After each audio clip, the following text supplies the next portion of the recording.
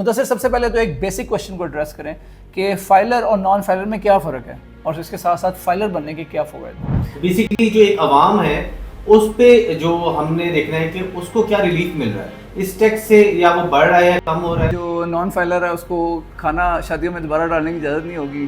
Sir जी, filer non filer secondary step है। पहले तो आपकी आ जाती है टैक्स रजिस्ट्रेशन। आपको एक फैसिलिटी देखिए, टैक्स तो बंदा उस वक्त देना कि आपको फैसिलिटीज मिले। मतलब कितना अमाउंट आपके पास होगा तो आप पायलट बनेंगे। तो इसमें मुझे कोई बेनिफिट मिलेगा कि मेरी कंपनी रजिस्टर्ड है और एफबीआर से और मैं नहीं हूँ, या अगर मैं फाइलर बन जाता हूँ तो उससे मुझे क्या बेनिफिट्स मिलेंगे। लोगों में ये भी बड़ा कंफ्यूजन है कि वो समझते हैं जी जो नाइकॉप होल्डर है या नॉन रेजिडेंट उसको पूरा टैक्स माफ है। नहीं, कहीं भी घर से निकलता है तो पहले तो वो 10 मरतबा सोचता है कि पेट्रोल इतना महंगा होगा। 260 रुपये तक का तकरीबन पेट्रोल हो गया। जब आपने टैक्स दे दिया तो फिर आप you are becoming part of the solution.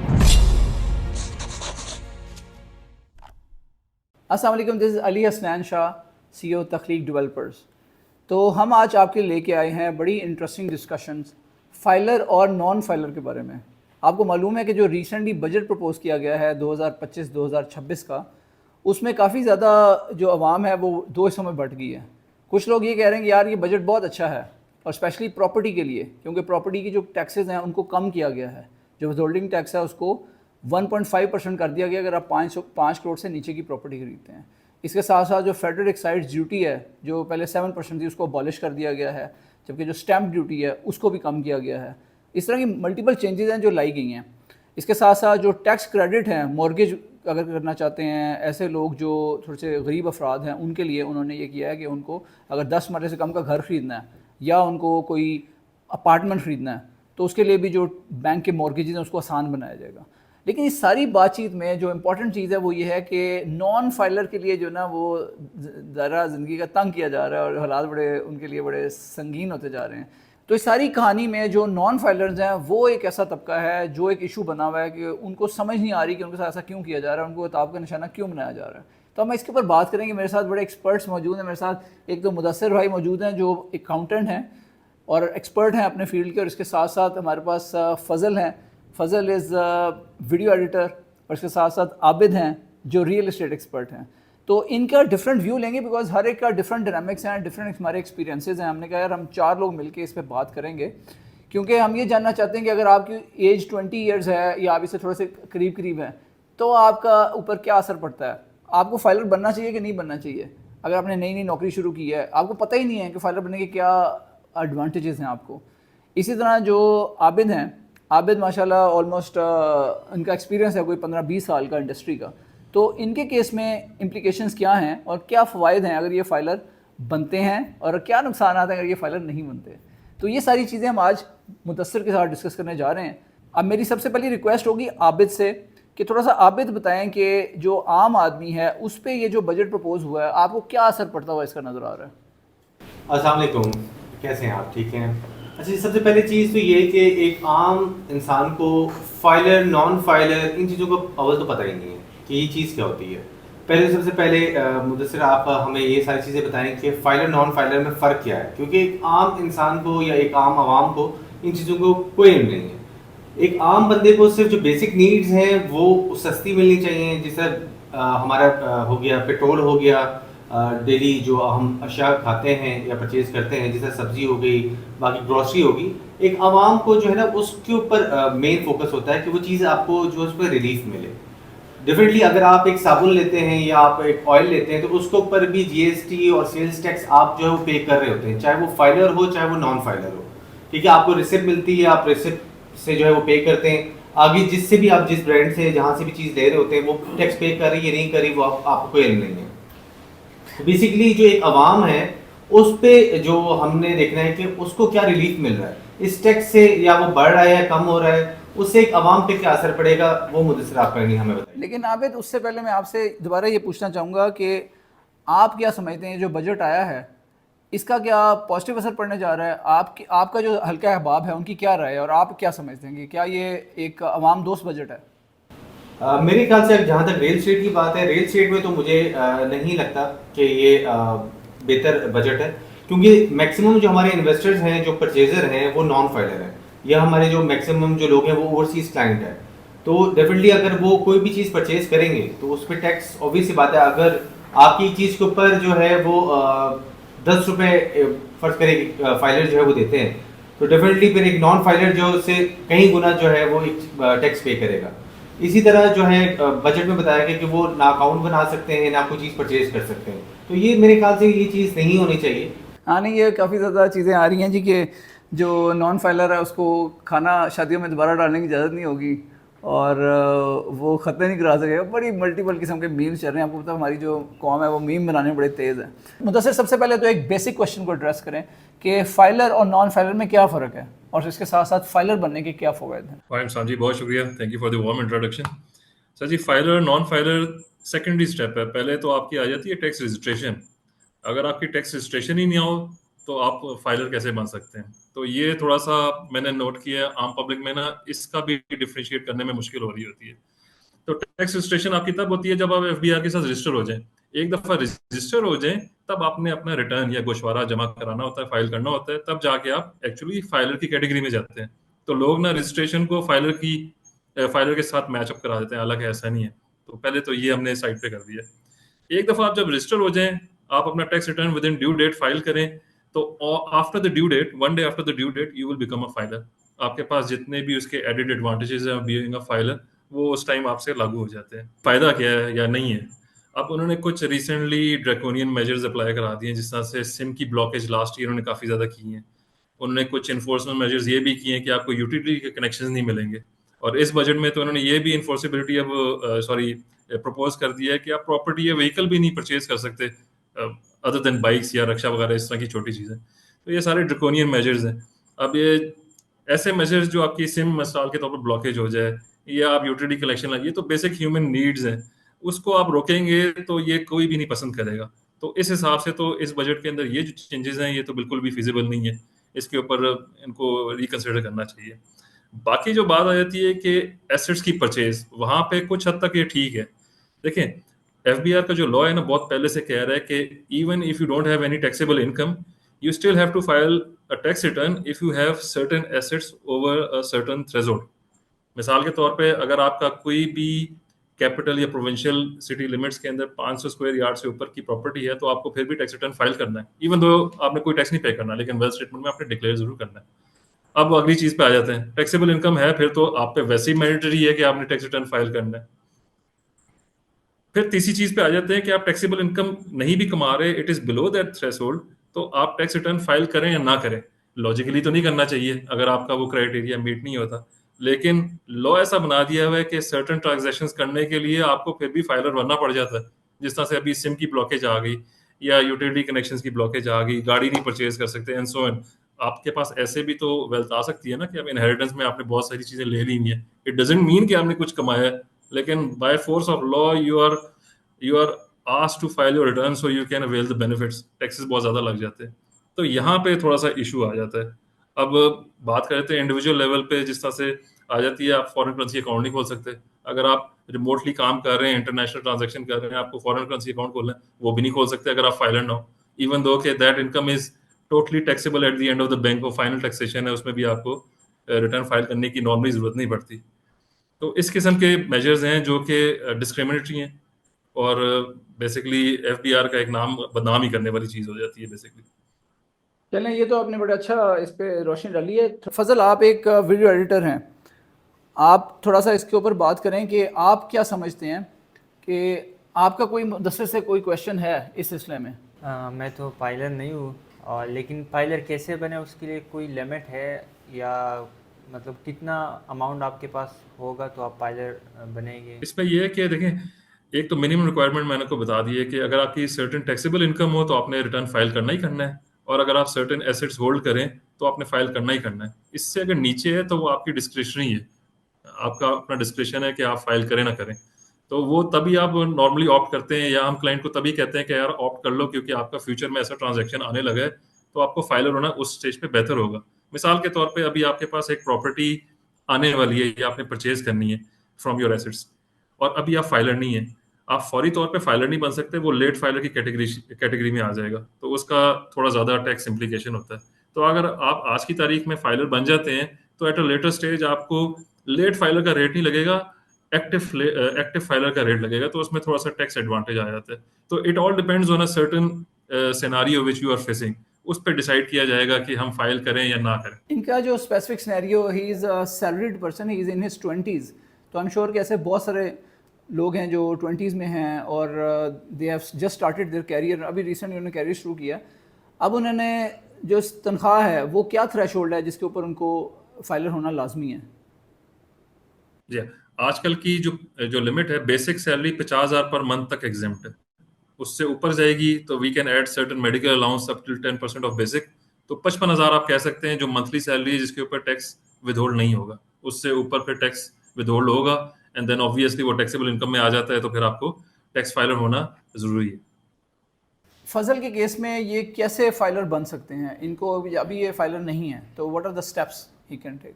तो सबसे पहले तो वही बात आ जाती है कि सबसे पहले हमने इनको एफबीआर में, इनका आईआरएस का पोर्टल है ऑनलाइन, उस पे रजिस्टर करेंगे। उसके लिए मैंडेटरी रिक्वायरमेंट है कि आपके नाम पे रजिस्टर्ड सिम होनी चाहिए और आपका ईमेल एड्रेस होना चाहिए, क्योंकि उसके ऊपर वेरिफिकेशन के लिए ओटीपीज आते हैं। तो आप उसके आईआरएस के पोर्टल पे जाते हैं, अपनी इन्फॉर्मेशन डालते हैं बेस्ड ऑन योर शनाख्ती कार्ड, अपना ईमेल, अपना रजिस्टर्ड सेल नंबर डालते हैं, उस पर वेरिफिकेशन कोड आती है। उस वेरिफिकेशन के बाद आपको पासवर्ड और पिन जनरेट करके दे दिया जाता है, जिसका लॉगिन आपका सीएनआईसी नंबर ही होता है। That is the first step, आपकी रजिस्ट्रेशन यहाँ पे कंप्लीट हो गई। ये जब कंप्लीट हो जाए तो आपके पास पोर्टल की एक्सेस आ जाती है, फिर पोर्टल के अंदर जाके आप अपना रेलिवेंट रिटर्न फाइल कर सकते हैं। चलें, गुड हो गया जी, थैंक यू मुदस्सिर। अच्छा, अब आते हैं एक ऐसे सिनेरियो में जो प्रॉपर्टी से रिलेटेड है, नॉन जो रेजिडेंट पाकिस्तानी है या ओवरसीज़ पाकिस्तानी है, तो उनका जो सिनेरियो वही होता है कि उन्होंने कभी कभार शादो नाज़र पाकिस्तान आना होता है, और यूजली जब वो आते हैं तो उनको शौक होता है एक आध यहाँ पे प्लॉट होना चाहिए बैरिया में या डीएचए में, या कोई तो परचेज़ करते हैं फैसल टाउन वगैरह में। तो ये जो ट्रांजेक्शन होती हैं, चूँकि वो यहाँ रहते नहीं हैं, तो दे एज्यूम के उनका फाइलर होना ज़रूरी नहीं है, तो क्या उनका भी फाइलर होना ज़रूरी है? सर जी, इसके अंदर एफबीआर ने पहले कंडीशन रिलैक्स की हुई थी कि अगर नाइकॉप होल्डर है तो उसके ऊपर फाइलर का रेट लग जाएगा at the time of acquisition, बेशक वो पाकिस्तान से बाहर बैठा हुआ है। लेकिन उसके अंदर लोगों ने मिस यूज करना जरूर शुरू कर दिया। अब जिस तरह से हम बाहर से आए हैं, आप भी बाहर से आए हैं, आपका भी नाइकॉप बना होगा, तो हम नाइकॉप की बेसिस पे ही एक्टिव का रेट लगा के ट्रांजेक्शन इनिशिएट कर देते थे। ऑल्दो के we are resident in Pakistan, we are not outside Pakistan.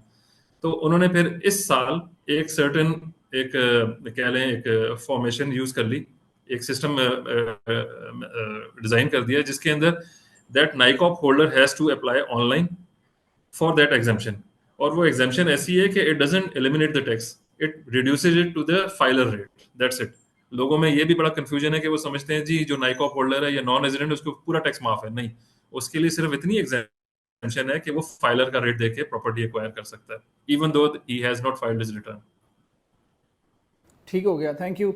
Abid, आपका क्या ऑब्जर्वेशन है? ये जो लोग आपके मेरे ख्याल सर्कल में ज़्यादातर रियल इस्टेट के दोस्त यार जानने वाले हैं, तो ये जो नॉन रेजिडेंट या ओवरसीज़ पाकिस्तानी होते हैं, तो आपको क्या किस किस्म के उनकी ओपिनियंस आ रही हैं, ये जो बजट है उससे रिलेटेड, या ओवरऑल उनका उनकी क्या फीडबैक है? देखिए, जो मौजूदा सूरत हाल अभी जो चल रही है, और इससे पहले जिस तरह रियल स्टेट सेक्टर तो जो है वो टोटल क्रैश किया हुआ है, तो बजट के बाद तो डेफिनेटली वैसे ही एक आम बंदा या ओवरसीज जो भी क्लाइंट्स हैं उनका ट्रस्ट तो टोटली ख़त्म हो चुका है लोगों पे। मतलब कोई परचेज़ नहीं कर रहा, क्योंकि कोई भी वो चीज़ लेते हैं तो या वो कहीं इन्वेस्टमेंट मतलब यानी बैंक में रख लेते हैं ताकि उसके ऊपर जो वो सालाना उनको जो है वो फ़ायदा मिले, या कोई ऐसी चीज़, या डॉलर्स ले लेते हैं या गोल्ड ले लेते हैं, इस तरह की कोई वो चीज़ें ले रहे हैं। मतलब रियल स्टेट में कोई भी फिल वक्त जो है इन्वेस्टमेंट नहीं कर रहा। और जहाँ तक बजट भी आ गया है, तो बजट के बाद जो भी इम्प्लीमेंटेशन जो टैक्सेस लग रहे हैं उसके ऊपर, तो डेफिनेटली वहाँ इस वक्त जो है कोई भी लोग चीज़ परचेज़ नहीं कर रहे। परचेज़ सिर्फ वही लोग कर रहे हैं जिनके आपके साथ रेफरेंस है या आपके कोई रिश्तेदार हैं जो आप पे ट्रस्ट कर सकते हैं, वो चीज़ें परचेज़ करें। बाकी एक नॉर्मल क्लाइंट जो है कोई भी चीज़ परचेज़ नहीं कर रहा फिल वक्त। चलें, थैंक यू। मुदस्सिर, ज़रा ये इस पर रोशनी डालेंगे, जैसे हमारा एक प्रोजेक्ट है जो लेजेंड 46 फैसल हिल्स में है, इसमें जो हमारे क्लाइंट्स हैं उनमें ओवरसीज़ भी हैं और पाकिस्तानीज़ यहाँ जो रेजिडेंट हैं वो भी शामिल हैं, तो उनके ऊपर क्या इम्पैक्ट होता है, इम्प्लिकेशन होती है इस जो बजट में टैक्सेस हैं? क्योंकि जब उन्होंने हमसे परचेज़ किया था तो वो उन्होंने इंस्टॉलमेंट्स पे लिया था, तो अभी उनकी इंस्टॉलमेंट्स अब आहिस्ता आहिस्ता कम्प्लीट हो जाएंगी, तो अगर वो प्रोजेक्ट भी हमारा कम्प्लीट हो जाता है इंशाल्लाह इस कमिंग ईयर में, तो उनको किस हिसाब से टैक्स देना पड़ेगा? सर जी, अभी जो बजट प्रपोज हुआ है ना, उसमें परचेजिंग के ऊपर थोड़ा सा उन्होंने टैक्स रेट को रिड्यूस किया है। तो उनको एक तो ये फ़ायदा हो जाएगा। दूसरा, इस बजट के अंदर उन्होंने एफईडी टोटली एलिमिनेट कर दी, जिस तरह से आपने शुरू में ज़िक्र किया है। तो वो एफईडी एक डेड कॉस्ट थी, वो क्लेमेबल भी नहीं होती। तो कम से कम जो एडवांस टैक्स होता है वो क्लेम तो कर सकते हैं आप इनकम के अगेंस्ट। तो एफईडी के एलिमिनेट करने से भी उनको फ़ायदा होगा। और चूंकि अभी ये बजट की हद तक ही है, we will have to wait till the final act is approved, then we'll know for sure कि क्या चीज़ उनके ऊपर लगनी है या नहीं लगनी। लेकिन ओवरऑल प्रॉपर्टी की एक्विजिशन के ऊपर रेट गिरे हैं और सेल्स के ऊपर इंक्रीज हुए हैं। चलें, गुड हो गया। Thank you very much Mudassir, ये आपने काफ़ी डिटेल हमसे शेयर की। तो मेरे ख्याल में तो ये बजट मैं तो इसको समझता हूँ, ये आबिद की राय से थोड़ा सा मेरी राय मुख्तलिफ है। मैं समझता हूँ कि ये जो बजट है वो रियल इस्टेट के लिए तो बड़ा फ्रेंडली है। पहले हालात ये हुए थे कि 2-3 साल से रियल इस्टेट की मार्केट बिल्कुल डाउन थी, और अभी ये जो चेंजेस हुई हैं, आपके जो रेट्स हैं टैक्सेशन के उसको कम कर दिया गया है, फेडरल एक्साइज ड्यूटी ख़त्म कर दी गई है, इस्लामाबाद के गिरदो में स्टैम्प ड्यूटी को कम कर दिया गया है। तो ओवरऑल एक ये मुस्बत है, और आई थिंक अगर ये इसको अप्रूव हो जाता है बजट तो हालात काफ़ी बेहतर होंगे। कुछ इस चीज़ के जो नेगेटिव पहलू हैं वो ये हैं कि जो नॉन फाइलर्स के साथ किया गया है उसको थोड़ा सा हाथ हौला रखना चाहिए, उसमें कुछ बेहतर स्ट्रैटेजीज होनी चाहिए जिनको लगाना चाहिए, जहाँ जैसे बाहर की दुनिया भी इंसेंटिवाइज करती है जो लोग प्रॉपर्टी में इन्वेस्ट करते हैं, जैसे यूएई हो गया या यूके या कहीं भी जाएँ तो रियल इस्टेट के थ्रू वो लोग अपने मुल्क में लोगों को लेके आते हैं, इन्वेस्टमेंट्स लेके आते हैं। तो हमें इसको इंसेंटिवाइज करना चाहिए, हालांकि और ना कि हम लोगों को इससे डिस्करेज कर रहे हो कि वो अपने मुल्क में इन्वेस्ट करें। अदरवाइज़ क्या होता है कि लोग फिर बाहर देखते हैं, ऑस्ट्रेलिया में, कनाडा में, जहाँ जहाँ उनको नेशनलिटी मिल रही है वहाँ इन्वेस्टमेंट्स करते हैं और वहीं पर रहते हैं। तो मेरे ख्याल में तो ये चीज़ ऐसे है। और इसके साथ साथ एक जो इशू था जो डीम्ड रेंटल का, वो एड्रेस नहीं हुआ, उसको उन्होंने टच नहीं किया, तो वो एक भी ठीक ठाक एक चैलेंज है। क्योंकि अगर एक प्रॉपर्टी है जो भी किसी काम की नहीं है तो आप उस पर ऊपर टैक्स कैसे ले सकते हैं? अगर एक बंदा है उसकी एक ही प्रॉपर्टी है जो उसने सालाना रिटायर होकर बनाई है, प्लॉट है उसके पास, उसने कहा कि अभी आगे जाकर कंस्ट्रक्ट कर लेगा, लेकिन वो उसके पास फंड्स नहीं है, अब वो कैसे आप उसके ऊपर अप्लाई कर दें, हर साल वो आपको एक डीम रेंटल इनकम टैक्स देता रहे? तो ये एक मेरे ख्याल में थोड़ी सी ज़्यादती है और इसको एड्रेस करना चाहिए। इसके साथ साथ एक और चीज़ भी है जो मुदस्सिर, मुझे correct me if I am wrong, लेकिन मेरे ख्याल में ये चीज़ भी उन्होंने कर दी है कि अगर आप फाइलर भी हैं तब भी अगर आपने कोई प्रॉपर्टी की सेल परचेज़ करनी है तो आपको अपना जो इनकम टैक्स रिटर्न है वो आपको अपना सोर्स ऑफ इनकम दिखाना है बेसिकली पिछले इनकम टैक्स रिटर्न के थ्रू। तो ये भी मेरे नज़दीक एक चीज़ है जिसके ऊपर रियल एस्टेट बरादरी ज़रा परेशान है और वो इसके ऊपर काम कर रहे हैं कि किस तरीके से इसको ख़त्म किया जा सके। मुदस्सिर, एम आई राइट कि ये चीज़ भी आ गई है? सर जी बिल्कुल ऐसा ही है। अनफॉर्चुनेटली ये भी एक अब क्या कहें स्टूपिड सा मेजर है। अब बंदा ज़रूरी तो नहीं है अपने फंड से परचेज करता है, हम अपने लोन बोरिंग कर सकते हैं अपनी फैमिली और फ्रेंड से। बहुत सारा यहाँ पे आपको पता है पाकिस्तान में तो ये फैमिली सिस्टम ऐसा है कि जॉइंट फैमिलीज होती हैं, आपस में कोलैबोरेट करके एसेट एक्वायर करके दे देती है एक थोड़ा सा माठे मेंबर को मिसाल के तौर पे। तो अगर वो एक्वायर करके दे रहा है इसका मतलब वो ले ही नहीं सकता। मतलब कि ये तो आप प्रॉपर्टी के ट्रांजैक्शन को खुद डिस्करेज कर रहे हैं और कैश टैक्स कलेक्शन को खुद डिस्करेज कर रहे हैं। तो मेरे ख्याल से ये कॉन्ट्राडिक्टरी मेजर्स हैं, ये कभी भी सक्सेसफुल नहीं होते। बिल्कुल सही है। मेरे ख्याल में ओवरऑल चीज़ें जो ना वो ज़रा इसी तरह की हैं कि हमारे यहाँ जो FBR है वो जो लोग टैक्स दे रहे हैं उन्हीं पे टैक्स ज़्यादा लगा रही है। समझा ये जाता है ट्रेडिशनली कि प्रॉपर्टी एक ऐसा सेक्टर है जिसमें रियल इस्टेट में लोग टैक्स ज़्यादा नहीं देते, तो उनको थोड़ा सा वो ज़रा उसको टैक्स नेट में लाने की कोशिश कर रहे हैं, लेकिन उनके जो तरीके हैं वो ठीक नहीं है। नॉन फाइलर्स के लिए उनको ज़रा बेहतर स्ट्रैटेजी अपनानी चाहिए। इसी तरह जो रिटेल का सेक्टर है वो भी टैक्स ज़्यादा नहीं देता। आई थिंक 40-50% से ज़्यादा ऐसा जो मेजर सेक्टर है इकॉनमी का वो रिटेल है, लेकिन वो टैक्सेस नहीं देते। इसी तरह जो एग्रीकल्चर आपका सेक्टर है वो इकॉनमी का 22% है, लेकिन वो उसमें जो टैक्स देने की शरह है वो सिर्फ 0.1% है। तो ये वो शोबे हैं, ये जो इंडस्ट्री, ये वो सेक्टर्स हैं जिनको टैक्स देना चाहिए, और FBR को बजाय सैलरीज वालों सैलरीड क्लासेस ज़्यादा निकलवाने के इधर भी कुछ तवज्जो देनी चाहिए। तो आई होप कि ये चीज़ें जो ना वो गवर्नमेंट करेगी और इनको भी कंसिडर करेगी। आप ज़रा ये बताएं कि इस बजट के बारे में आपकी क्या राय है? आम आदमी पे इस बजट का क्या असर होगा? देखिए, एक आम बंदा अगर कहीं भी घर से निकलता है तो पहले तो वो 10 मरतबा सोचता है कि पेट्रोल इतना महंगा हो गया, 260 रुपये तक का तकरीबन पेट्रोल हो गया। तो एक आम बंदा जो है पहले तो ये सोचता है, एक तो बाहर गर्मी है, ठीक है, दूसरा वो सोचता है कि गाड़ी निकालूं, गाड़ी नहीं निकालूंगा तो फिर बाइक पे जाऊंगा, फिर इतनी तपती हुई धूप में वो बाहर निकलेगा, ठीक है। पहले तो वो जहन उसमें ये आएगा, ऊपर से फिर वो हेलमेट पहनेगा, हेलमेट नहीं पहनेगा तो इस्लामाबाद में अगर वो जाएगा तो उसको चालान पड़ जाएगा, और अच्छा सा चालान आपको पता हो जाता है, ठीक है। नंबर प्लेट नहीं है तो ये नहीं है वो नहीं है, मतलब वो सारे आपको पता ही है कि जो भी रूल्स हैं। एक तो सबसे पहले बेसिक नीड जो है पेट्रोल, पेट्रोल इतना एक्सपेंसिव है कि एक आम बंदा जो है वो टैक्स पे कर रहा है या नहीं कर रहा, उससे कोई उसका अमल ही नहीं है। मतलब आपको एक फैसिलिटी, देखिए टैक्स तो बंदा उस वक्त दे ना कि आपको फैसिलिटीज़ भी मिले। जिस तरह एक आम बंदा इंग्लैंड में बैठा हुआ है, अगर वो टैक्स पेयर है, वहाँ टैक्स अच्छा सा वो पे कर रहे हैं, उनको मेडिकल इंश्योरेंस, मेडिकल फैसिलिटीज़, बच्चों को एजुकेशन है वो फ्री है। पाकिस्तान में क्या मिल रहा है? पाकिस्तान में आपको तो ठेंगा ही मिल रहा है। उल्टा आपकी जेब से वो कह रहे हैं निकालो निकालो, और उनकी ट्रिप्स ख़त्म नहीं हो रहे। हमारे जो बड़े हैं, ठीक है, उनके ट्रिप्स ख़त्म नहीं हो रहे, आवाम का पैसा या उनका खून चूस रहे हैं, ठीक है, वो बाहर निकल के याशियाँ मार रहे हैं, ठीक है। एक आम बंदे पे एक फ़र्ज़ करें, एक मैं मिसाल देता हूँ, मंडी से एक सब्ज़ी आती है, ठीक है, उसकी कॉस्ट जो है वो 20 या 30 रुपए पर किलो है।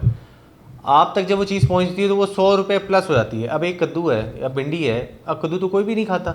अब कद्दू भी जो है मैं रिसेंटली लेकर आया हूँ, तकरीबन 110 रुपये या 100 रुपये किलो है, ठीक है। मतलब यानी कि ये चीज़ें वो हैं जो बेसिक नीड्स हैं।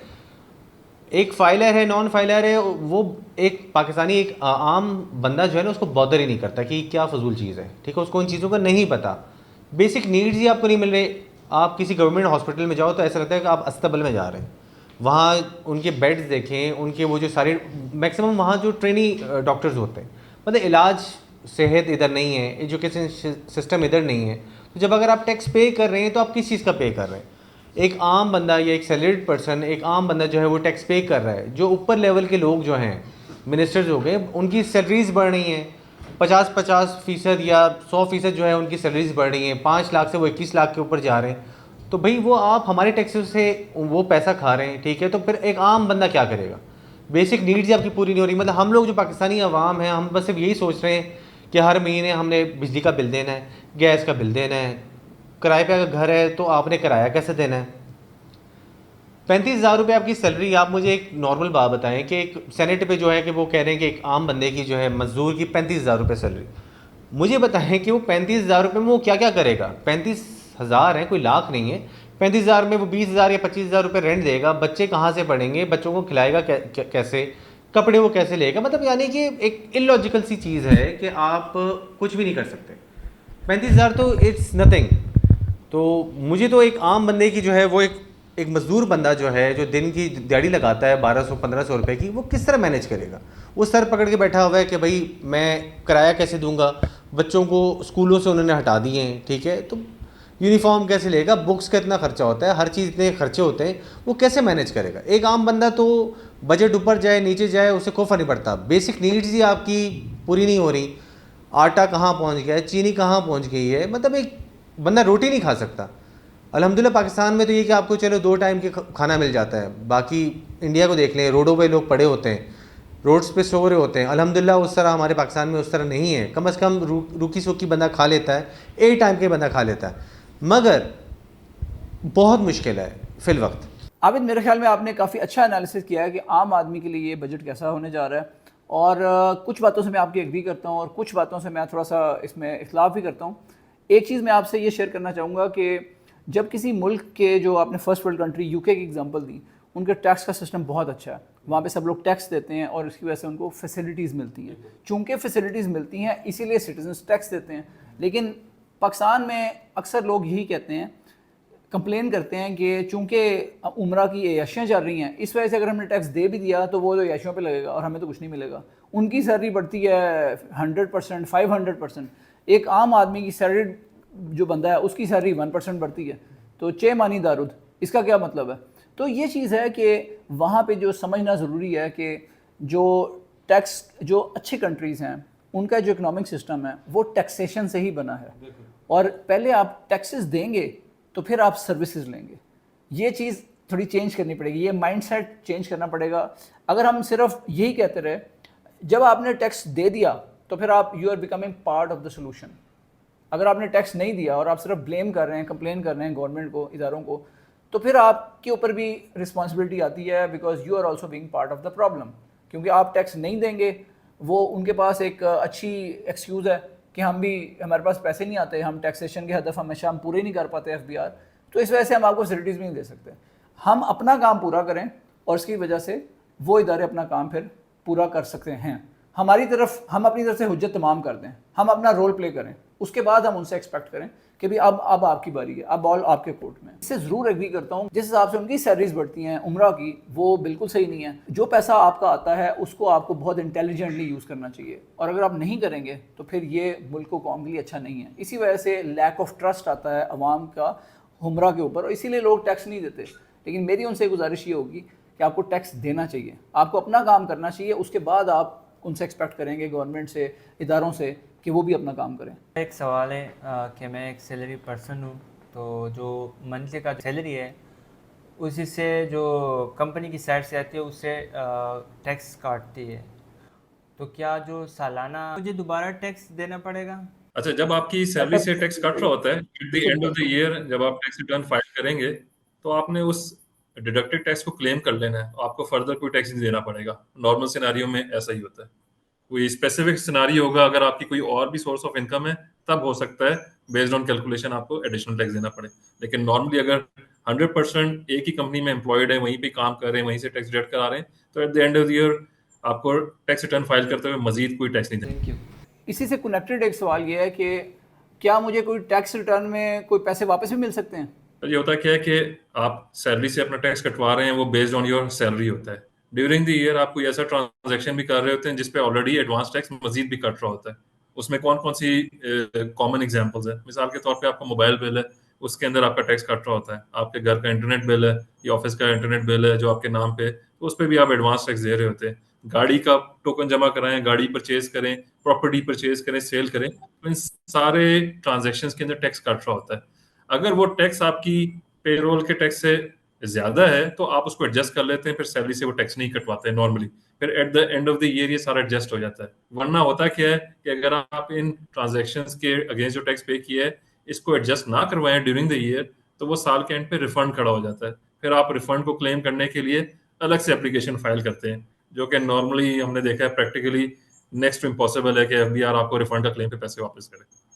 मेरी भी एक डिजिटल मार्केटिंग कंपनी है जो कि ऑलरेडी एफबीआर से जो है वो रजिस्टर्ड है, मगर मैं जो है वो रजिस्टर्ड नहीं हूँ, यानी कि मैं एज अ फाइलर नहीं हूँ। तो इसमें मुझे कोई बेनिफिट मिलेगा कि मेरी कंपनी रजिस्टर्ड है और एफबीआर से और मैं नहीं हूँ, या अगर मैं फाइलर बन जाता हूँ तो उससे मुझे क्या बेनिफिट्स मिलेंगे? देखिए, कंपनी तो इटसेल्फ रिक्वायर्ड है कि उसने रिटर्न फाइल करना है, चाहे उसकी बिजनेस इनकम हो या ना हो, टैक्सेबल इनकम हो या ना हो, उसने फाइल करना ही करना है। वो तो लॉ की रिक्वायरमेंट है, उसमें बेनिफिट की कोई बात ही नहीं है। हाँ, अदर देन एफबीआर बेनिफिट वहां पे आप अचीव कर सकते हैं जहां पे आपने सर्टन क्लाइंट्स के लिए प्री क्वालिफिकेशन में वो आपसे रिक्वायर करते हैं जी आप टैक्स में एक्टिव हो, सेल्स टैक्स में एक्टिव हो, तो वही एक बेनिफिट मिलता है। वरना लॉ की रिक्वायरमेंट आपने अपने बिजनेस को रजिस्टर करके एक्टिव ही रखना है। Once being a owner of that business आपको फायदा है या नहीं है, it all depends what you are earning from the company. Because जो कंपनी की इनकम है उसमें से जो प्रॉफिट आप अर्न कर रहे हैं that is taxable in your hands. तो अगर आप फाइलर होंगे और डिविडेंड लेंगे तो वो डिविडेंड के ऊपर ज्यादा टैक्स लगेगा if you are not filer. अगर आप फाइलर होंगे तो वो रिड्यूस रेट लगेगा।